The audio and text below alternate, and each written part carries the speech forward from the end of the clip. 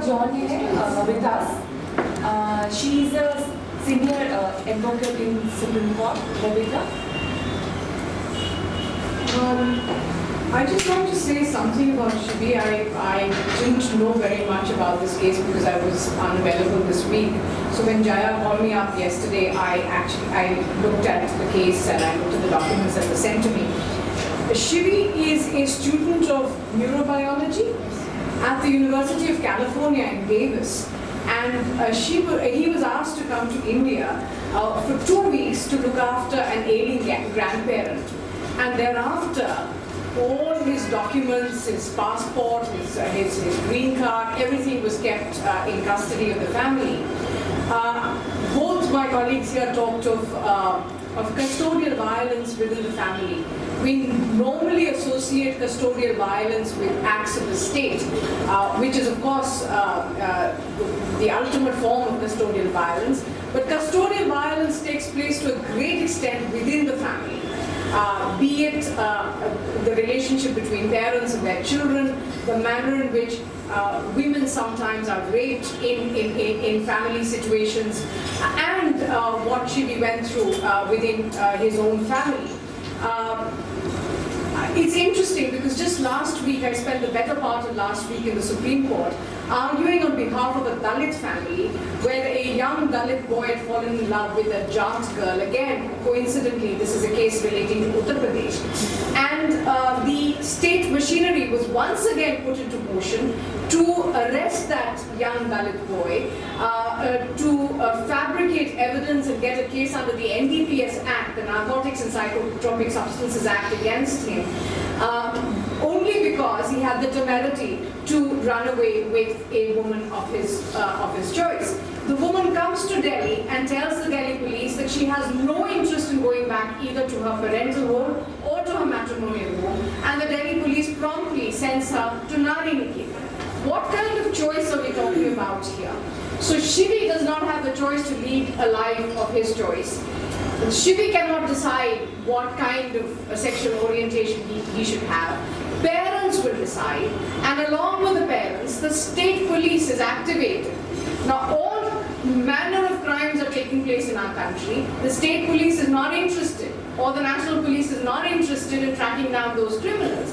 An adult individual wants to live his life according to his. What law has been violated here, I do not know. Brought out from another country, forcibly made to stay in Agra against his will. Documents kept in family's custody, and the UP police has a temerity to come to Delhi, hound activists. Hound activists go from house to house to house. Even minor children of activists were not spared. So I think this is a serious problem. Custodial violence is not just what happens within a police station. It can happen within our homes. It is time we took this seriously. I'm very, very happy that Justice Mridul passed the sort of order that he did. I think it's important because at a time when LGBT activists have their petition pending in the Supreme Court, this whole 377 thing, which is now to be heard in a curative petition in the Supreme Court, I think this is a step in the right direction because law is not static. Law evolves with time. So you can go wrong in a particular instance, you can change your viewpoint. Judges have been known to change their positions after fresh material is brought before them. So it is my hope that in the curative petition, all of this is considered. And I think Justice Mridul's order is a step in the right direction. I would like to actually quote from what is now an overruled judgment of the Delhi High Court, but it will be considered the curative petition in the Supreme Court, where Justice Shah and Justice Muralidhar stated in their petition, if there is one constitutional tenet that can be said to be the underlying theme of the Indian Constitution, it is that of inclusiveness. In our view, the Indian constitutional law does not permit the statutory criminal law to be held captive by popular misconceptions of who the LGBTs are. It cannot be forgotten that discrimination is the antithesis of equality, and that it is the recognition of equality which will foster the dignity of every individual. Here is somebody who's a major, He's an Indian citizen. Articles 14, 15, 16, 19 and 21 of the Indian Constitution protects him from any form of discrimination. He is an equal citizen of this country. The state has no business unleashing its power against him. The family has no business to hold him in captivity. And I think we must celebrate the fact that a court in Delhi gave him an audience, heard his story, gave him protection, and that's the only way forward. Just like the Dalit family last week was overwhelmed that the Supreme Court of India gave them an in-camera hearing. And when they came out, they told me this. They said, "हम तो दलित हैं, हमें इस देश के सबसे बड़े अदालत में 50 मिनट दिया." That's a very, very important statement to make, because for them to be heard by the highest court of the land, like for him, an extraordinary hearing took place in the Delhi High Court. These are the moments that we must celebrate.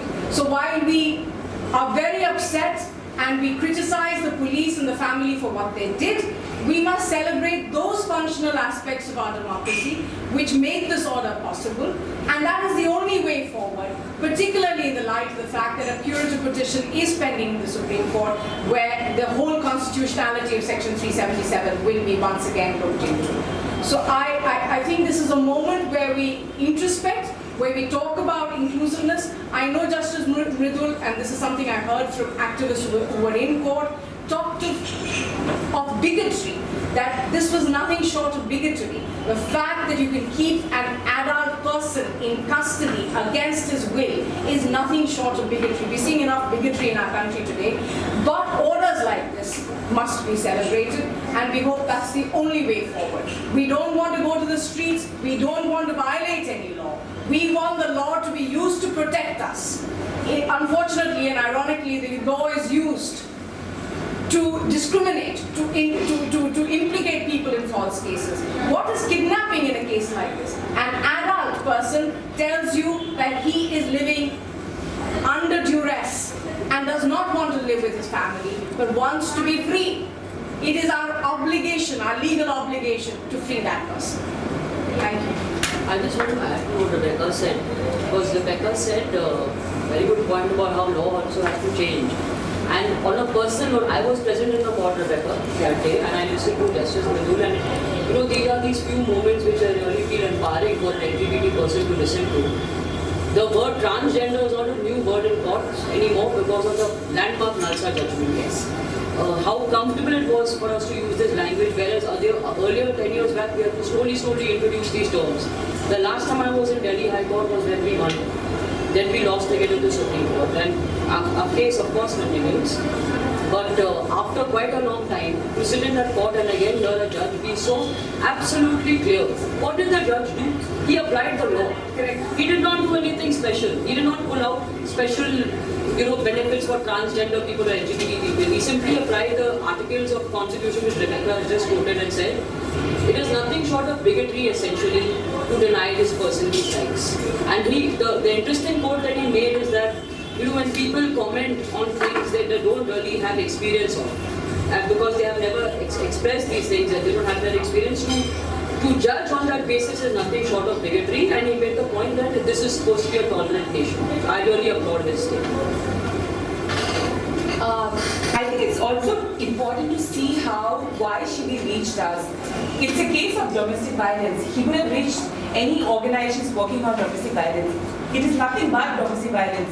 And it's also important to see how this case sees us that it is a case of domestic violence. Why organizations working on domestic violence are not willing, or why he did not reach out to those organizations. Secondly, the questions of the media.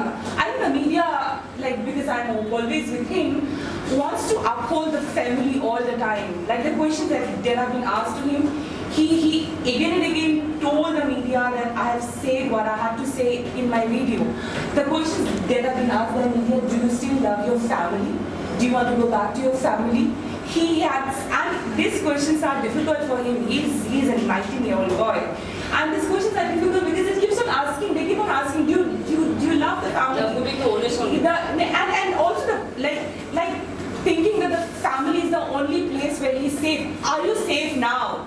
He's safe and happy. Like how? Why do we have to prove people who helped him that he is safe and happy now here because he's free, and he's not in the custody of this activist. He is in own free will here. So the questions are also making us realize that not even the state, not even the family, but also the media, how it perpetuates the whole concept that family is the only place which is safe for all of us. And for LGBT people who are marginalized for many reasons, family has never been safe. It has been a difficult journey for many LGBT people. Interfaith marriage, intercaste marriage, Yeah, marriage, like, there is yeah, a danger.